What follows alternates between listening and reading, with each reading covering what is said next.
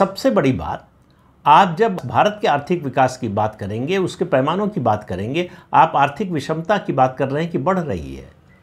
International agencies अपनी report में कह रही हैं कि भारत में सबसे तेजी से आर्थिक असमानता घट रही है। हम दुनिया की इस समय सबसे तेजी से बढ़ती हुई अर्थव्यवस्था है।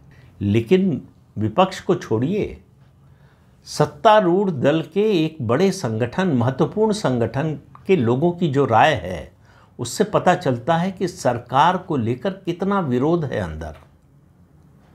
ये लोग सरकार की प्रगति और कहता हूं कि देश की प्रगति को बर्दाश्त करना नहीं चाहते।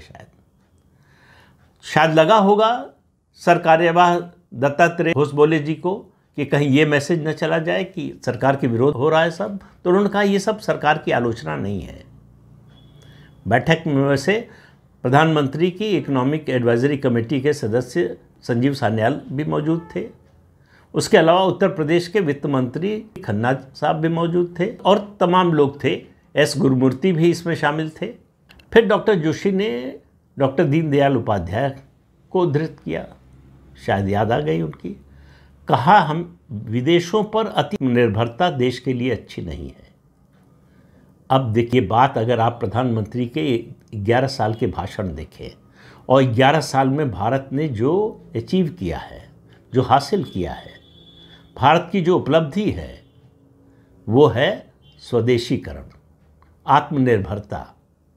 विदेशों पर निर्भरता किस कदर घटी है, इसका सबसे बड़ा जीता जागता प्रमाण ऑपरेशन सिंदूर। इसका सबसे बड़ा प्रमाण है कि 50% टैरिफ, अमेरिका द्वारा टैरिफ लगाने के बाद भी भारत झुका नहीं, समझौता नहीं किया।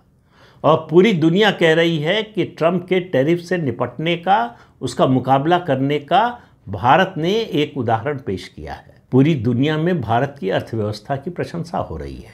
ट्रंप ने कहा कि भारत की अर्थव्यवस्था को डेड इकॉनमी है। उनके ही लोग कह रहे हैं कि ये निहायत मूर्खतापूर्ण बयान है। और डॉक्टर जोशी को आर्टिफिशियल इंटेलिजेंस से भी डर लग रहा है। मुझे याद आ रहा है कि एक समय ऐसा था जब देश में कंप्यूटर आ रहा था, राजीव गांधी के समय। उस समय भी ऐसे लोग थे संघ में जो कंप्यूटर का घोर विरोध कर रहे थे।